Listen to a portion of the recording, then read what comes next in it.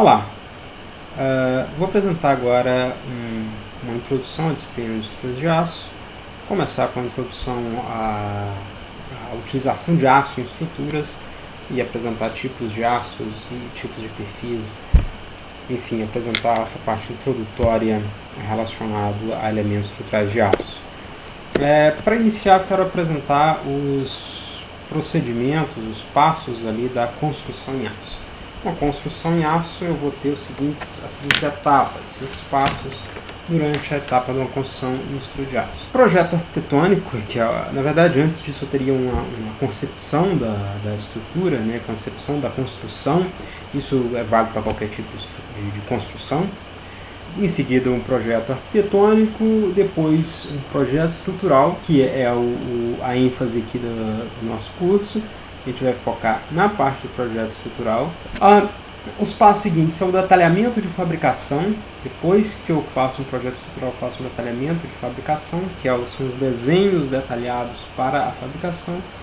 É feita em seguida a fabricação propriamente dita, a montagem da estrutura de aço, o transporte, a montagem e, na sequência, a manutenção constante da estrutura. O que nos interessa aqui, basicamente, é o projeto estrutural. O projeto estrutural vai ter uma série de etapas, subetapas, podemos dizer assim. Para a realização do projeto estrutural, eu preciso primeiro a ideia da estrutura, né? A concepção da estrutura, que é basicamente a definição da posição de elementos, que tipo de elemento, né? Estrutural, aqui eu defino onde eu tenho pilares, onde eu tenho vigas e etc. Na sequência, depois da concepção estrutural, eu vou fazer pré-dimensionamento. Principalmente em estruturas de aço, eu preciso predefinir elementos ali, predefinir as seções dos elementos que eu vou utilizar. Na sequência, eu preciso fazer uma análise. Análise, vocês viram lá em Teoria das Estruturas, é a análise estrutural que leva em consideração carregamentos e o esquema estrutural. A estrutura foi concebida lá na primeira etapa, eu pego o carregamento relacionado a essa estrutura e faço análise, que é a obtenção ali dos esforços solicitantes, seja eles momento fletor, força cortante, esforço normal, esforço de torção. Depois eu vou fazer o dimensionamento. O dimensionamento eu vou pegar o elemento, cada um dos esforços desse elemento, achar as tensões e achar a seção transversal que resiste a esse tipo de tensão.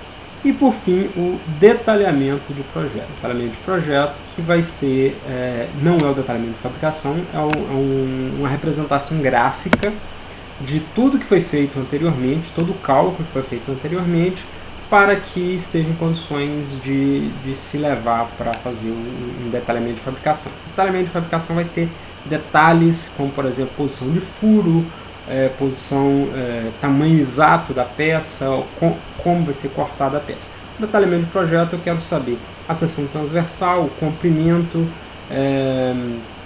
a posição na estrutura, enfim, são detalhes menores do que no detalhamento de fabricação. Então, o nosso curso vai ficar nessa parte de projeto estrutural, principalmente na parte aqui de dimensionamento.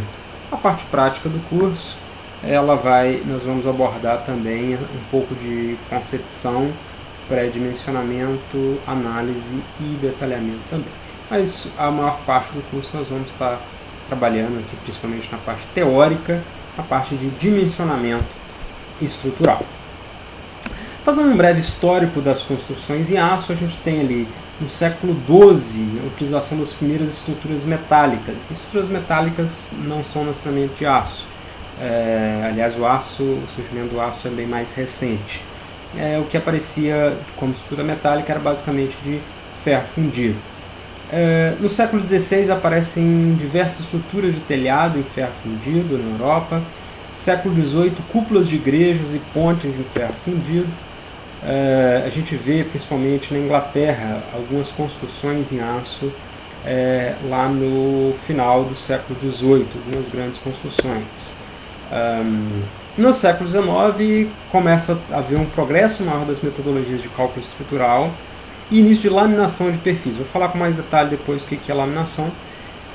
E Ainda no século XIX, construção da primeira ferrovia e estruturas metálicas que passou a ser utilizadas em estações e pontes rodoviárias. Temos aí um exemplo de uma ferrovia e uma ponte ferroviária aí, utilizando estrutura metálica. No final do século XIX começa a surgir a produção de aço em larga escala, construção da primeira ponte em aço e de primeiros edifícios. Temos aí uma grande estrutura conhecida por todos. No Brasil temos a ponte Presidente Costa Silva, conhecida como Ponte Rio-Niterói, que tem vigamento de aço. Diversas estruturas de edifícios com estruturas arrojadas em aço. A gente tem em diversos lugares, pontes e etc. Eu gostaria de falar agora de algumas vantagens e limitações das estruturas de aço. Algumas vantagens se destacam muito nas estruturas de aço. A vantagem que mais se destaca vem a ser a elevada resistência. Aqui, a título de exemplo, de comparação, a gente vai comparar sempre uma estrutura de aço com o equivalente de concreto armado. Uma estrutura de concreto armado, para resistir uma força axial de 1.500 kN, eu precisaria de uma seção de 30 por 30 cm². Em aço, eu poderia usar um perfil I de 25 por 25. A área da seção é muito, muito, muito menor. Então, o peso da estrutura de aço acaba sendo menor do que o peso de uma estrutura de concreto com igual resistência. Então, eu tenho uma relação resistência-peso muito melhor em estrutura de aço. Se eu aumento aí a força para 15.000 kN, a discrepância ainda é maior. E além do fato de que na estrutura de concreto armado eu tenho a presença de aço ali, né? Se essa comparação aqui é de colunas, pensando em carga axial de compressão. Compressão onde o concreto vai muito bem. No caso de flexão, onde eu tenho tração e compressão, a comparação ainda fica muito mais vantajosa por causa da estrutura de aço. Somente observando aí, no caso de duas vigas equivalentes aqui, em concreto eu precisaria de uma viga com altura de 50 centímetros, a mesma resistência teria uma viga de aço de 20 centímetros de altura. Outra vantagem é a alta dutilidade. O material aço ele é muito dútil, ele permite grandes deformações, permitindo assim ter uma ruptura com grandes deformações, uma ruptura muito visível e, portanto, muito segura. Eu consigo visualizar muita deformação antes de acontecer o colapso. Portanto, o material, essa é uma característica positiva, porque o material permite permite avisar ao usuário que ele está próximo de ruptura. Um material frágil ele romperia sem esse aviso e, portanto, ele seria muito menos seguro. Aproximação entre a teoria e a realidade. No material aço, eu tenho o comportamento do material muito similar ao comportamento teórico, ao modelo teórico dele. Consequentemente, eu posso trabalhar com coeficientes de segurança menores, tendo em vista que eu sei que na prática vai acontecer muito perto daquilo que eu tenho no meu modelo teórico, eu posso ter um coeficiente de segurança menor. Isso significa que a estrutura tende a ser mais barata, mais econômica, porque eu tenho um coeficiente de segurança menor. Eu não vou estar superdimensionando a estrutura em uma hipótese, né? Canteiro de obras menor, limpo e organizado. Devido à utilização de menos tipos de materiais, eu posso ter um canteiro menor. Facilidade de reforço e ampliação. Comparando também com o concreto armado, é muito mais simples inserir uma ampliação, como nessa terceira figura aqui. Eu posso adaptar uma continuidade aqui. Eu posso fazer um reforço apenas soldando mais elementos ali, aumentando a largura do pilar ou aumentando ali a altura da viga, por exemplo, e possibilidade de reaproveitamento e reciclagem. O aço eu posso reciclar ele tem um ciclo fechado aqui, de forma que ele produz uma construção mais sustentável. A outra vantagem muito importante é a rapidez de execução.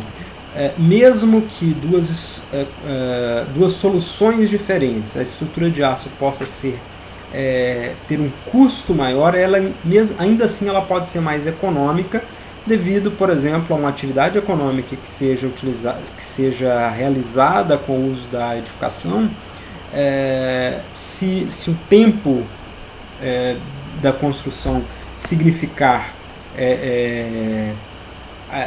parar a atividade econômica, uma solução mais rápida tende a ser economicamente viável, mesmo que ela custe um pouco mais.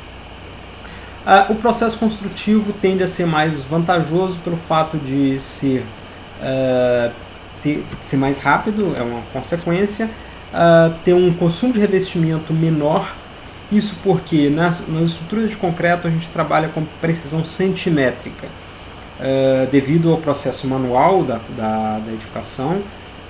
A precisão é na casa de centímetros. Na estrutura de aço, devido a ser um processo muito mais industrializado, a precisão é em milímetros.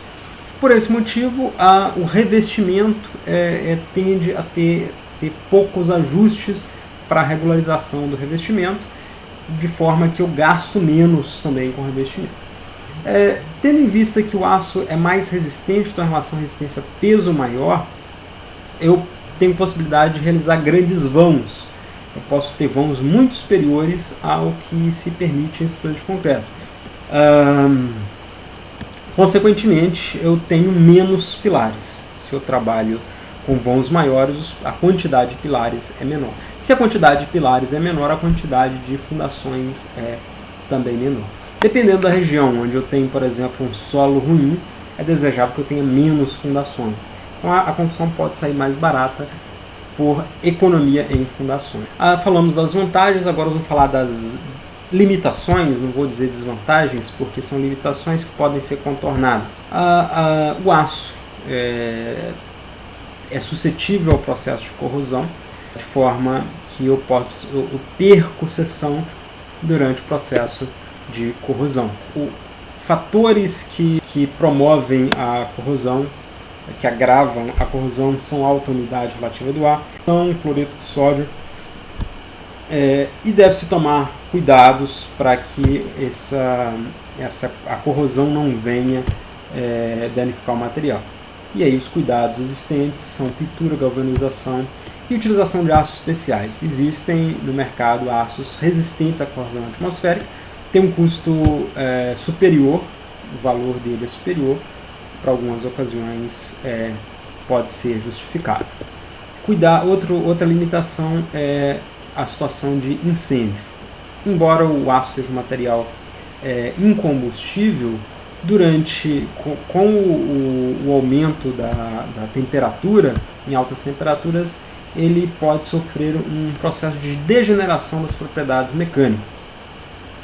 E nesse gráfico aqui eu mostro uma curva temperatura-tempo, onde no início ali é o início do fogo, e depois há uma explosão, todo o material combustível entra em combustão, a temperatura segue aumentando até chegar ao fim da combustão, depois a temperatura começa a diminuir. O comportamento do material ele segue um processo de degeneração. Então, a 200 graus, por exemplo, eu começo a ter perda no módulo de elasticidade do material. A 400 graus eu já começo a ter perda na capacidade resistente. De forma que quando chegar lá nos 800 graus, tanto o módulo de elasticidade quanto a capacidade resistente está na ordem de 10%. Então o material perde tanto módulo de elasticidade quanto resistência. Dessa forma, eu tenho que tomar cuidado. E por que a estrutura de aço é mais crítica na situação de incêndio do que a estrutura de concreto? Principalmente pelo fato de eu ter uma estrutura com área muito pequena. A gente viu aqui que eu tenho uma seção transversal muito pequena e tem um perímetro muito grande em estruturas de aço. Então eu tenho uma relação perímetro por área muito grande.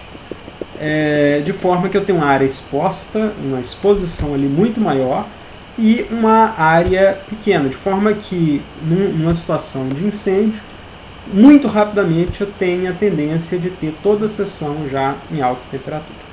Então, são prescritas proteções contra incêndio, como o uso com elementos, como blocos, como o próprio concreto, como espumas, elementos expansivos, uma pintura expansiva no material, de forma que com a presença de fogo ali, aquela pintura expansiva ela expande e evita que a temperatura no material siga aumentando e protege ali o material.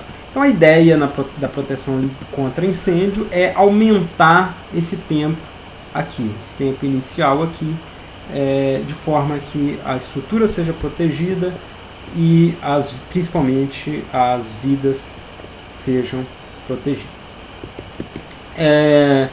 Alguns dados aqui para fechar essa parte introdutória de consumo de aço. Vale a pena olhar essa tabelinha.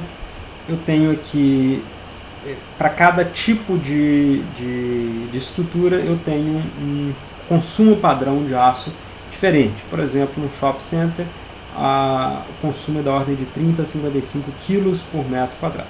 Essas orientações aqui nos ajudam a tomar decisões ao iniciar um projeto e definir quanto cobrar, por exemplo, do projeto e quanto vai custar essa estrutura. Fazer um orçamento, por exemplo.